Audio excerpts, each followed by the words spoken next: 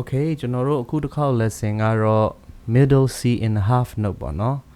ကျွန်တော်ဒီမှာဘာသိလာမလဲဆိုတော့ half note ပေါ့နော် whole note ကကြတော့ကျွန်တော်တို့အရင် lesson မှာလည်းသိရတယ်လေဒါကြတော့ half note ပေါ့နော်ဒီမှာ tail ပါလာတယ် half note whole note ကြတော့ကျွန်တော်ဒီမှာကြည့်ဒါတော့အဝိုင်းလေးပဲဒီလိုမျိုးပေါ့နော်မြန်မာလိုအလွယ်ပြောရင်တော့အမိမပါဘူးပေါ့ဗျာဒီလိုမျိုးပေါ့နော်ဒါပေမဲ့ခုဒီမှာကျတော့ဒါကို half note လို့ခေါ်တယ် half note ကကျတော့သူ့ရဲ့ဒီ notes တစ်ခုမှာ value တန်ဖိုးက counting က1 2ပေါ့နော်နှစ်ချက်ရှိတယ်ပေါ့နော်သူကဒီမှာ44ဆိုတဲ့အတွက်ကြောင့်သူ့ရဲ့ counting က1 2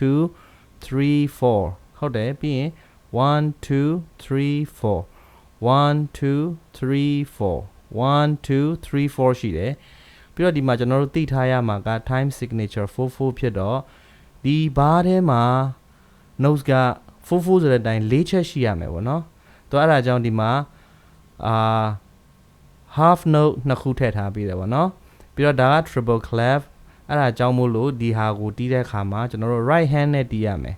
ပေါ့နော်1 2 3 4ပြီးသွားတဲ့ချိန်မှာဒီအောက်ကိုသွားတဲ့ချိန်မှာ notes ကဒီမှာမရှိတော့ဘူးဒီအောက်မှာပဲရှိတဲ့ကြောင့် bass clef ဖြစ်တဲ့အတွက်ကြောင့်ကျွန်တော်တို့ left hand နဲ့တီးရမယ်1 2 3 4ပြီးရင် right hand 1 2 3 4 left hand 1 2 3 4ဒီမှာကလည်း finger number တွေရေးထားပြီးတယ်1ဆိုတာကျွန်တော်ရဲ့ညာဘက်လက်ရဲ့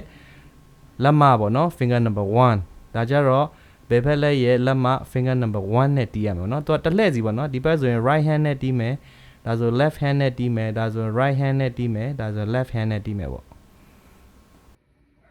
Okay အခုနောက်ထပ် lesson တစ်ခုကကြတော့ကျွန်တော်တို့ဒီမှာဘာတွေတွေ့ရမလဲဆိုတော့ half note တွေတွေ့ရမှာပေါ့နော် half note ဆိုတာတော့ half note မှာသူကnotes တစ်လုံးမှာနှစ်beatရှိတယ်ပေါ့နော်အဲ့ဒါမျိုးဒီ grandfather clock ဆိုတဲ့ lesson မှာတွေ့ရမယ်ကျွန်တော်အဲ့ဒါကိုရင်တီးပြမယ်နော်1 2 3 4 1 2 3 4 1 2 3 4 1 2 3 4သူကအရင် lesson တွေမှာကျတော့ whole note ဆိုရင်သူက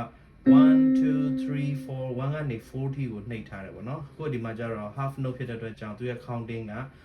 1 2 3 4 1 2 3 4 1